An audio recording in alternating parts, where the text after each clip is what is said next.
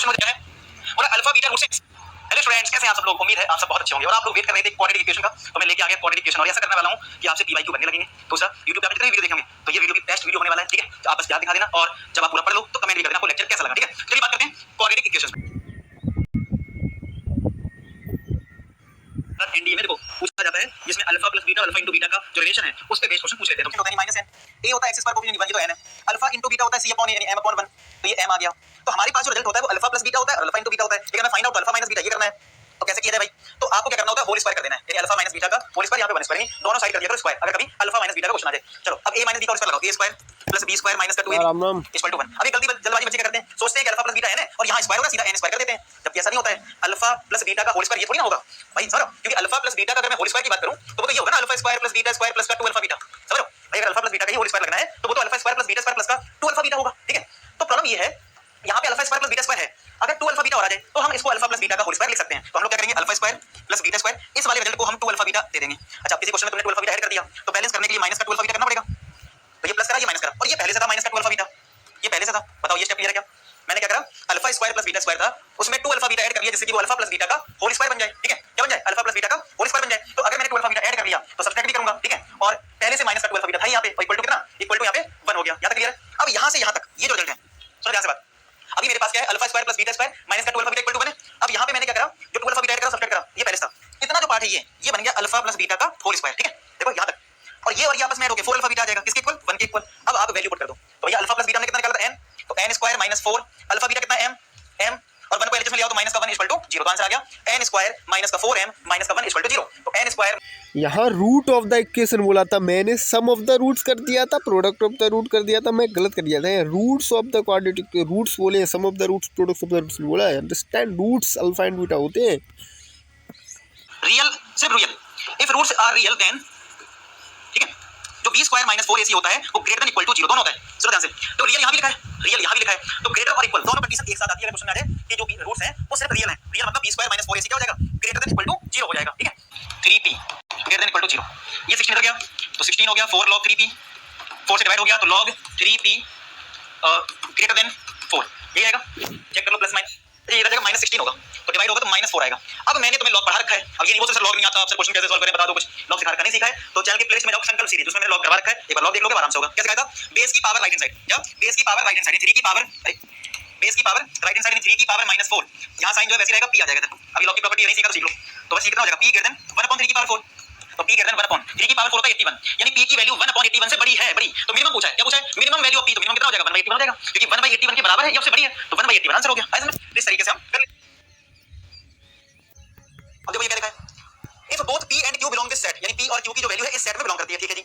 how many equations of the form this, यानी कि क्या देखिए इक्वेशन px स्क्वायर प्लस का qx प्लस का 1 इक्वल टू 0, ये देखा है क्या देखा, px स्क्वायर प्लस का qx प्लस का 1 इक्वल टू 0 गिवन है, बोला है इसके रूट्स है रियल, और बोला है हाउ मेनी इक्वेशंस, कितनी इक्वेशंस होंगी जिसके रूट्स रियल होंगे। अभी बताओ ये जो इक्वेशन है क्वाड्रेटिक वो किस पे डिपेंडेंट है, p और q पे, तो p और q की जितनी वैल्यूज को सेटिस्फाई कर जाएंगे इस कंडीशन को उतनी इक्वेशन बना सकते हैं। तो कंडीशन क्या है, रियल रूट्स। अब रियल रूट्स की कंडीशन क्या होती है, b square minus 4ac greater than equal to 0, तो b यहां पे कितना q है, तो q स्क्वायर माइनस का 4 और a कितना है p और c यहां पे 1 greater than equal to 0 equal to होता है, ठीक है? तो q स्क्वायर माइनस का 4p, तो 4p पता करोगे तो q स्क्वायर आ गया ग्रेटर देन 4p। अब इसको p और q जो सेटिस्फाई करेगा, जितने केस बनेंगे उतने केस आएंगे, क्योंकि हमारी जो इक्वेशन ये है इसमें p और q है, p और q पे डिपेंडेंट है, तो p और q की जितनी वैल्यू सेटिस्फाई करेंगी वो हमारा आंसर हो जाएगा जी। समझ बात कितना, ओके जी? अब क्या करना है, केस बनाते हैं। हमने केस 1 में p को ले लिया 1, केस 1 में क्या करा, p को ले लिया 1, तो p अगर मैंने 1 के इक्वल लिया, ध्यान समझना, तो q स्क्वायर हमारा हो जाएगा ग्रेटर देन p को 1 रख दिया 4।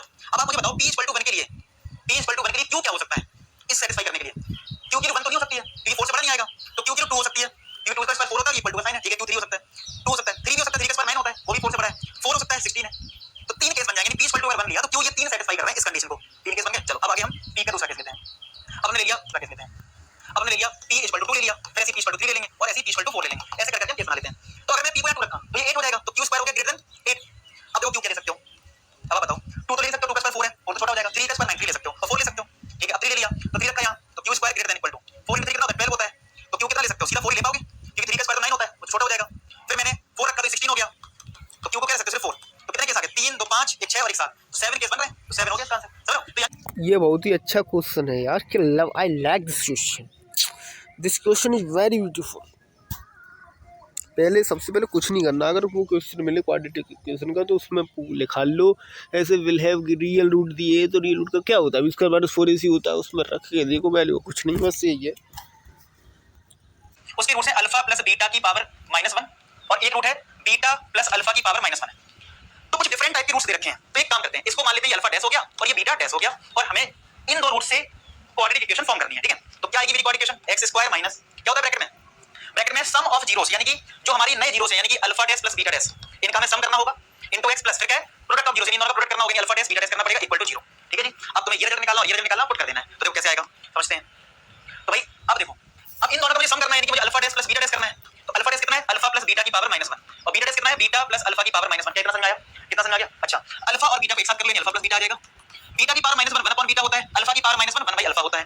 तो अल्फा प्लस बीटा प्लस इन दोनों में एलसीएम मिलेगा बीटा अल्फा, अल्फा यहां जाएगा बीटा यहां, यानी alpha plus beta, alpha plus beta आ गया अल्फा इनटू बीटा। ये तो बहुत कमाल का रिजल्ट है जिनका हम इस बार करते हैं। तो भैया अल्फा प्लस बीटा हम यहां से निकालेंगे, ये टाइम पास करने के लिए थोड़ी दे रखा है भाई, पहली जो इक्वेशन यहां दे रखी है ये भी टाइम पास के लिए थोड़ी दे रखी है। तो यहां पे 3 अल्फा इनटू बीटा 1/3, 3 से 3 कैंसिल, तो माइनस का 2/3, ये 3 कट गया सिर्फ -2 बचा, तो 3 एलसीएम लिया, तो यहां तो -2 आएगा, माइनस 1 से डिवाइड करा 3 × 6, तो क्या ये माइनस का 8/3 आ गया।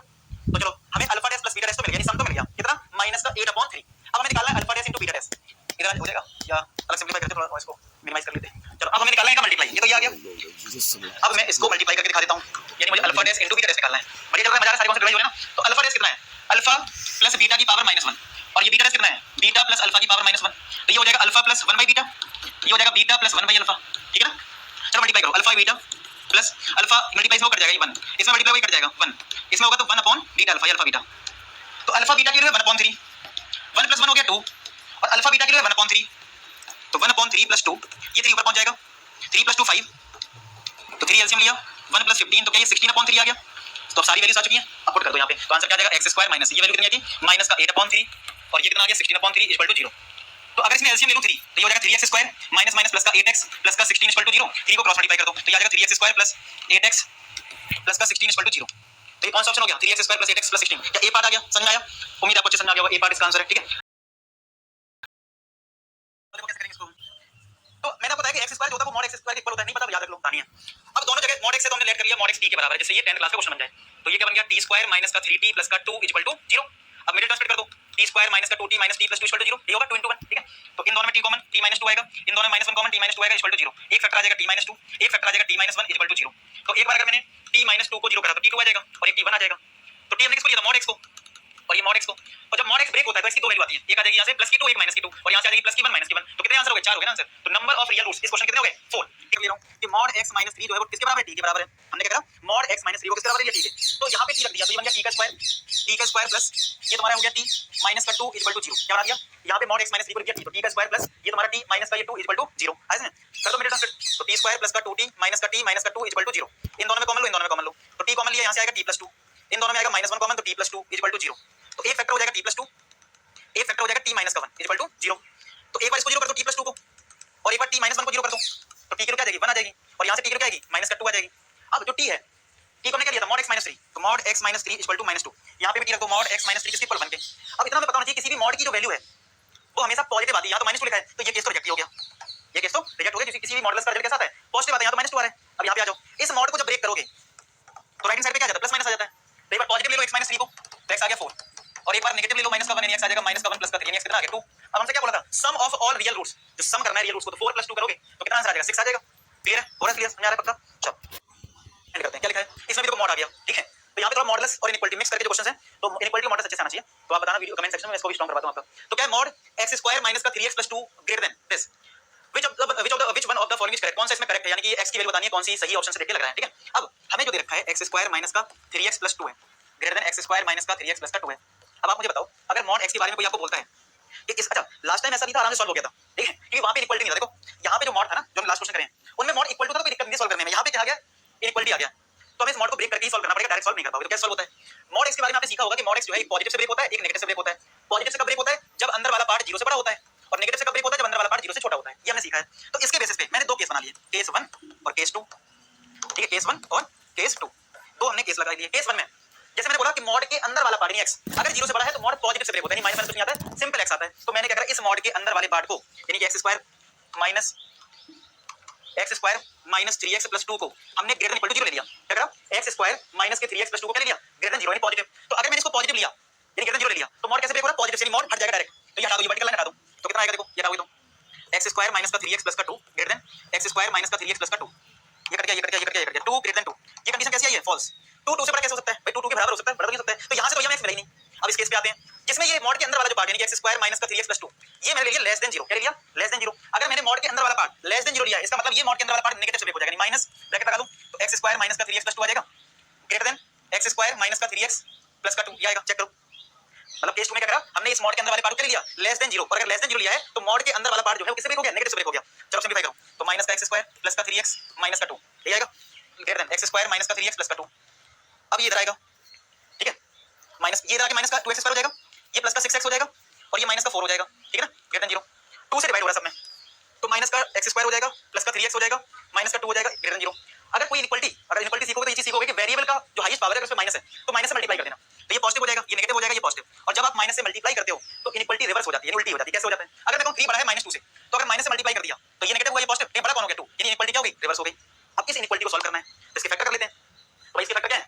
इसके फैक्टर कर लो, x - 1 x - 2 आएंगे मिल्टन स्प्लिट। अब इस इनइक्वालिटी को सॉल्व करना आपने पहले बहुत सीखा होगा, नहीं सीखा तो कमेंट सेक्शन में लिखना, मैं सेपरेट वीडियो बना दूंगा इनइक्वालिटी के लिए। तो कैसे करते हैं? नंबर लाइन लेंगे x * 1 यहां पे x * 2 पॉजिटिव नेगेटिव पॉजिटिव, यहां पे है लेस देन 0, लेस देन 0 मतलब नेगेटिव वाला पार्ट यानी 1 से 2 यानी x की जो वैल्यू है वो आएगी 1 से लेके 2 तक। तो कौन सा ऑप्शन हो गया? 1 से 2 सी पार्ट। लेकिन ऑप्शन देखिए तो टिक मत कर देना, एक चीज और याद रखना, जो आंसर आता है उसको देख लो, जो तुमने केस लिया था उसको सेटिस्फाई कर रहा है कि नहीं कर रहा है।